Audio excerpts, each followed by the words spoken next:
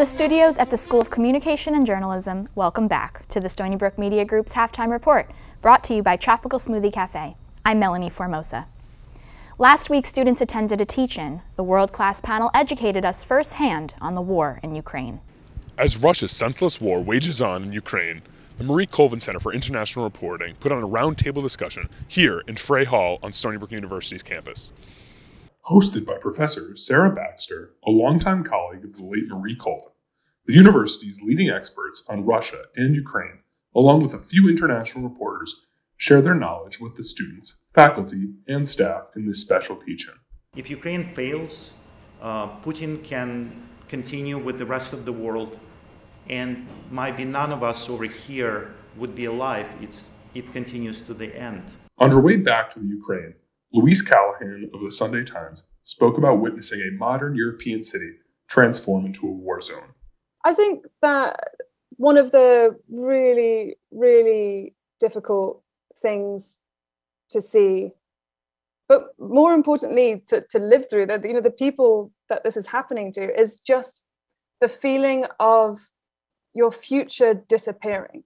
The evolving horrific situation in Eastern Europe and the news surrounding it were at the forefront of the hour-and-a-half conversation. That also included questions from the crowd. With the Stony Brook Media Group, I'm Heath Cal. The Jazz Studio Orchestra performed the Kennedy Dream Project at the Stoller Center this past weekend. Let's hear more.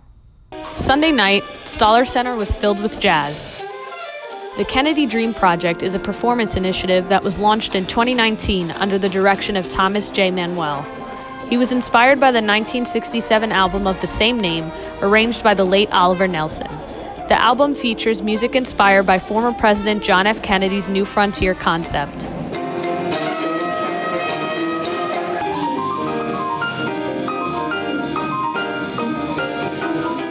Oliver Nelson Jr. made an appearance as a guest performer. The latter half of the show consisted of more current works, still aligning with Kennedy's dreams for America, many of which continue to resonate now more than ever. For Stony Brook Media Group, I'm Lauren Canavan.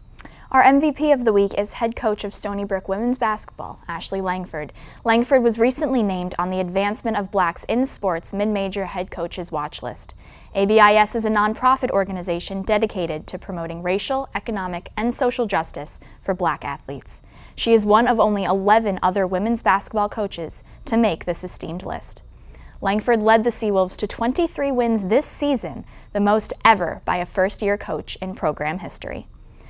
That's it for us in the studio. We'll get you back out to Laval Stadium for the second half right after this.